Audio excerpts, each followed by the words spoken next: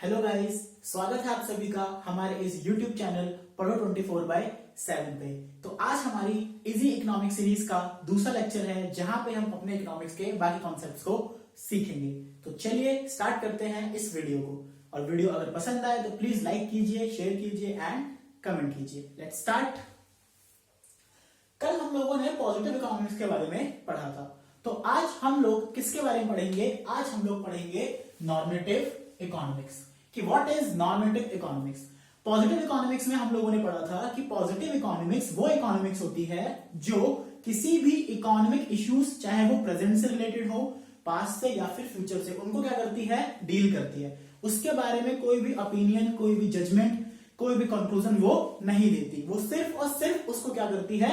Deal करती है। अब जब हम बात करेंगे नॉर्मेटिव इकोनॉमिक्स की, तो इसमें क्या होता है? इसके अंदर हम लोग देखेंगे it is the economics of what ought to be. What ought to be का मतलब होता है कि अगर हमारे पास कोई प्रॉब्लम है तो उस प्रॉब्लम का सॉल्यूशन क्या होना चाहिए, क्या होना चाहिए। Okay. Second point, it deals with opinions of the economist. हमारे पास जितने भी इकोनॉमिस्ट हैं उनके ओपिनियन को डील करती है। अगर मान लो कोई भी एक प्रॉब्लम रखी, लेट सपोज हमने बोला पॉवर्टी, तो पॉवर्टी को खत्म करने के लिए different different economist different plan लेकर आएंगे, डिफरेंट मॉडल्स को इंट्रोड्यूस करेंगे। तो उनके ओपिनियन को ही हम यहां पर देखेंगे और जो सबसे बेस्ट ओपिनियन होगा उसको यहां पर हम लोग इंप्लीमेंट करेंगे। Okay. Next, it involves value judgement. ऑब्वियसली इसमें वैल्यू जजमेंट तो होगा ही होगा कि भैया इसमें क्या सही है, क्या गलत है, इसके क्या अच्छे पॉइंट है, क्या बुरे पॉइंट है। Next point, it leads to controversy and debates. जब वैल्यू जजमेंट होगा बच्चा, तो कंट्रोवर्सी एंड डिबेट्स तो होना ही होना है। फॉर एग्जांपल, अगर मैं एक प्रॉब्लम रखूं कि भैया पबजी बैन कर दिया। अब पबजी बैन कर दिया तो इसमें गवर्नमेंट तो खुश, मतलब पबजी बैन कर दिया तो इसमें बच्चे तो बहुत दुखी थे, अरे पबजी बैन हो गया, ये क्या हो गया, हमसे हमारा संसार ही चला गया बिल्कुल, मतलब पबजी का बैन हो गया, बिल्कुल संसार ही चला गया। लेकिन गवर्नमेंट बहुत खुश थी, गवर्नमेंट तो नहीं बट उनके जो भी बच्चे थे उनके मॉम डैड बहुत खुश थे कि चलो भैया हमारा बच्चा अब ये सब छोड़ के पढ़ाई लिखाई पे थोड़ा बहुत ध्यान देगा। जस्ट एग्जांपल है। ओके। तो वही चीज थी कि प्रॉब्लम एक है लेकिन उसके ओपिनियन डिफरेंट हो सकते हैं। पबजी बैन होने पर सेम हमारे मॉम डैड बहुत खुश थे, बट उसी सेम टाइम पे जो बच्चे थे वो काफी निराश थे। Okay. Next, it is not verifiable for truth, क्योंकि ओपिनियंस है, ओपिनियंस कभी भी वेरीफाइबल फॉर ट्रूथ नहीं होते। तो जो भी आपकी स्टेटमेंट वेरीफाइबल फॉर ट्रूथ नहीं होंगी वो सारी की सारी किसमें आएंगी? आपकी वो सारी की सारी आएंगी बच्चा आपके नॉर्मेटिव इकोनॉमिक्स के अंदर। Okay. Now move to economy. What is economy? अर्थव्यवस्था। बहुत इंपॉर्टेंट टर्म है ये, अर्थव्यवस्था। आप लोगों ने हमारी डे टू डे लाइफ में वर्ड सुना है, economy, economics, what is economy, इस कंट्री की इकोनॉमी कैसी है। ठीक है। तो इसका मतलब क्या होता है?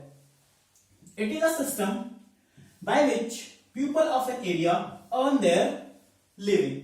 ये एक ऐसा सिस्टम है जहां पे एक पर्टिकुलर एरिया में लोग अपनी लिविंग को कैसे चलाते हैं, लिविंग को चलाने के लिए कैसे अर्निंग करते हैं, वही क्या होती है? उसकी इकोनॉमी होती है। फॉर एग्जाम्पल, हम कहीं जाते हैं, तो जब हम कहीं जाते हैं रास्ते में, तो रास्ते में देखते हैं कि कई सारे लोग कई सारी एक्टिविटीज में इन्वॉल्व होते हैं। किसी की कपड़े की शॉप होती है, कोई मोमोज की रेडी लगा रखा होता है, कोई मोची होता है, कोई दूध बेच रहा है, कोई कुछ बेच रहा है, मतलब कि different people are engage different economic activity. तो वही क्या है? वही उस पर्टिकुलर एरिया की क्या है? इकोनॉमी है। ओके। तो it is a system by which people of an area earn their living. अपनी लिविंग को चलाने के लिए वो क्या क्या करते हैं, उसी को बोला जाता है उसकी इकोनॉमी। नेक्स्ट, इकोनॉमी के टाइप्स। बहुत इंपॉर्टेंट है, बहुत इंपॉर्टेंट है। इकोनॉमी के टाइप्स आपके बहुत इंपॉर्टेंट है यहाँ पे। तो हमारे पास 3 टाइप्स की इकोनॉमी यहां पर होती है। पहली, centrally planned economy. Centrally planned economy, जिसको हम हिंदी में क्या बोलते हैं? केंद्रीय नियोजित अर्थव्यवस्था। तो सेंट्रली प्लान्ड इकोनॉमी वो इकोनॉमी होती है जहां पे सारे के सारे जो इकोनॉमिक डिसीजन होते हैं या तो गवर्नमेंट या फिर कोई सेंट्रल अथॉरिटी लेती है, यानी कि all the decision must be taken by the government और सम सेंट्रल अथॉरिटी। तो सेंट्रल इकोनॉमी, इसमें प्योर फॉर्म, प्योर किसका? प्योर रोल किसका होता है बच्चा? इसमें प्योर रोल आपका गवर्नमेंट का होता है। इसमें प्राइवेट इंडिविजुअल्स का कोई भी हस्तक्षेप नहीं होता। फॉर एग्जांपल, आपके गवर्नमेंट स्कूल्स होते हैं, तो वहां पे जो भी डिसीजन होंगे वो डिसीजन कौन लेगा? वो डिसीजन आपके गवर्नमेंट ही लेगी। इसमें प्राइवेट का कोई भी इन्वॉल्वमेंट वहां पे जरा सा भी नहीं होगा। इस इकोनॉमी का एक और भी नाम होता है, जिसे हम बोलते हैं सोशलिस्टिक इकोनॉमी। क्या बोलते हैं उसको हम? Socialistic economy, socialistic economy. Okay, next we have free economy और मार्केट इकोनॉमी। अब फ्री इकोनॉमी से यह समझना कि इस इकोनॉमी में हमें सब कुछ फ्री मिलने वाला है।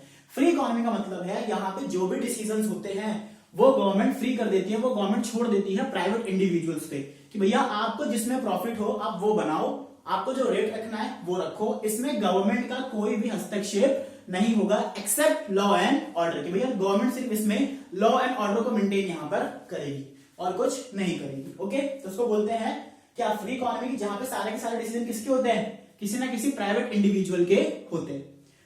ठीक है, जैसे कि आपके प्राइवेट स्कूल्स होते हैं तो भैया वहां गवर्नमेंट नहीं बोल सकती कि आपने एक स्कूल की फीस 5,000 क्यों रखी है, आपने इस स्कूल की फीस 4,000 क्यों रखी है, तो कोई दिक्कत नहीं है, ठीक है, it's all producers choice. Okay, तो फ्री इकोनॉमी या फिर मार्केट इकोनॉमी आपकी वही होती है। इसका दूसरा नाम होता है आपका कैपिटलिस्टिक इकोनॉमी। कैपिटलिस्टिक इकोनॉमी क्या नाम होता है? Capitalistic economy. कैपिटलिस्टिक इकोनॉमी इसको यहां पर बोला जाता है। नेक्स्ट आपका आता है mix economy.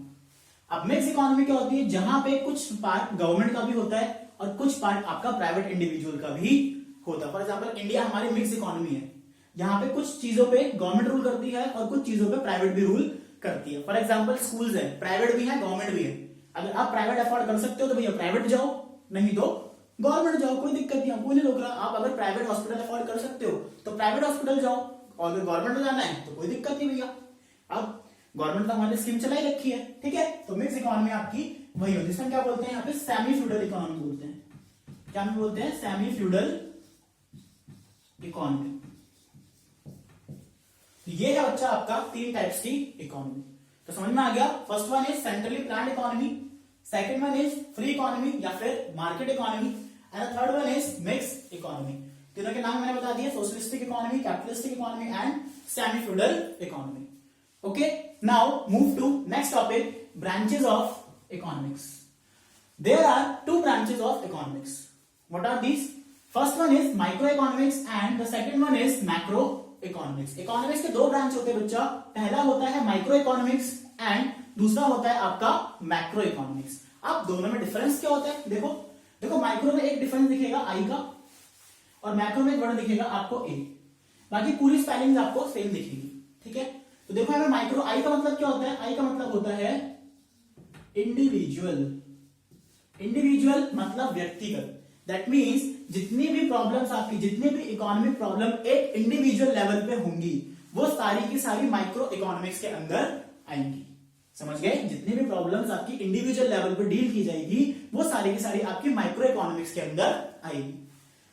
Next macro economics. Macro economics में आपका ए है। ए मीन्स क्या होगा बच्चा?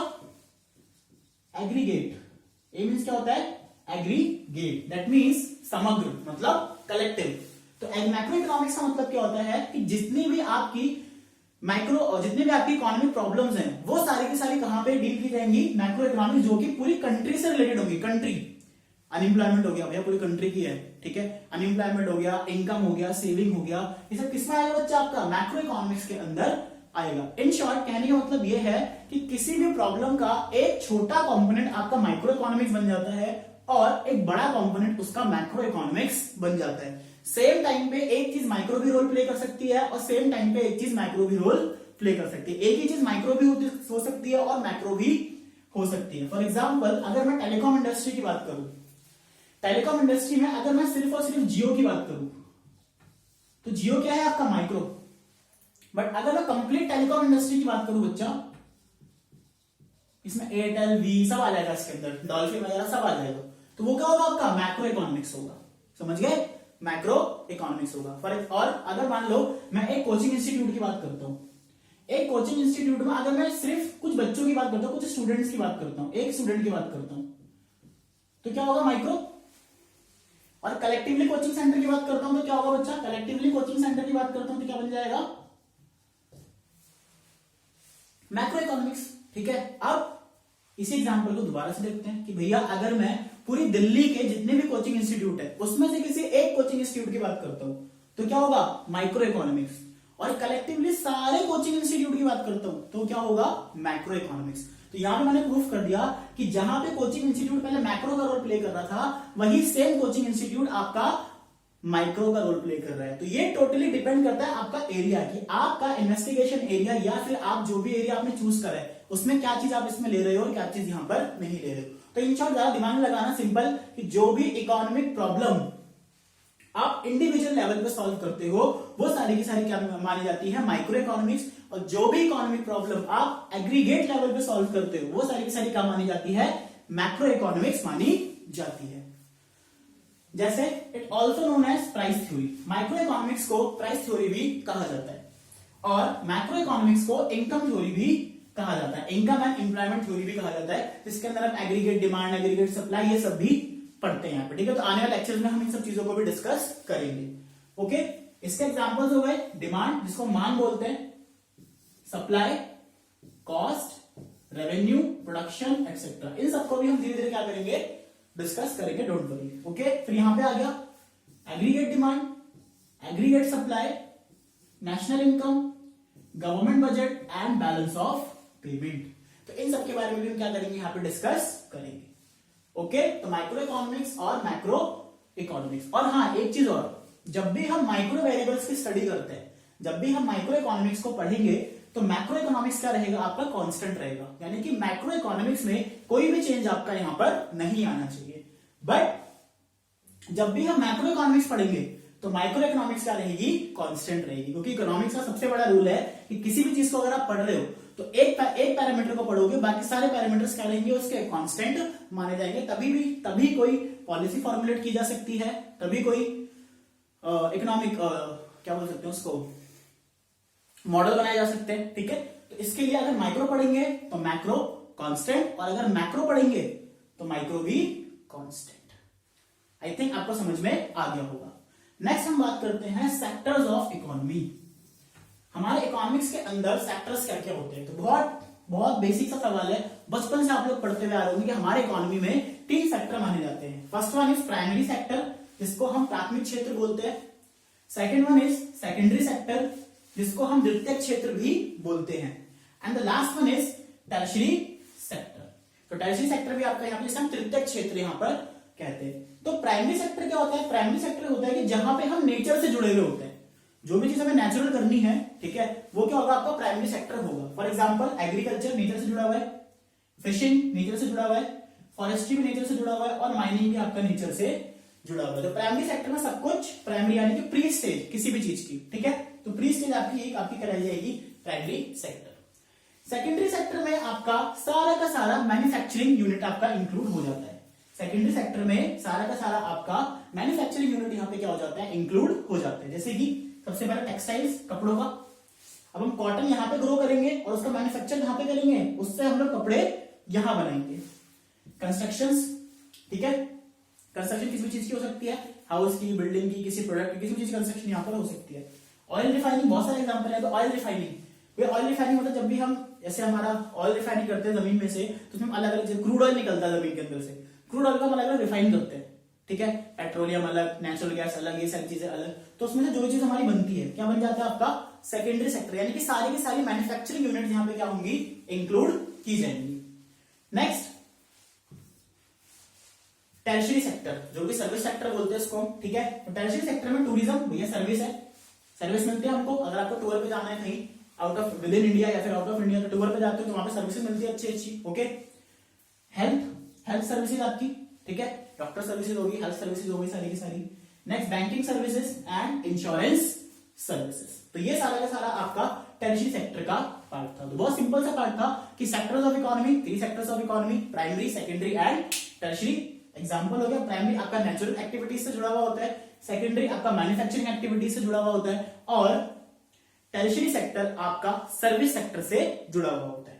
ओके, तो आज की वीडियो में हम इतना ही पढ़ेंगे। ओके, आने वाले लेक्चर्स में धीरे धीरे बिट बाय बिट हम देखते देखते कंप्लीट इस सीरीज को कर लेंगे। तो जैसे इसका नाम है इजी इकोनॉमिक्स, आपको इकोनॉमिक्स भी काफी इजी लगेगी अगर आप मेरे साथ इस पूरे लेक्चर वाली सीरीज में जुड़े रहेंगे। तो thank you so much for watching this video. अगर वीडियो पसंद आए तो कमेंट कीजिए, लाइक कीजिए, शेयर कीजिए, और अगर आपको कोई सजेशन देना हो तो प्लीज अपना सजेशन कमेंट बॉक्स में दे दीजिए। Thank you so much, have a nice day.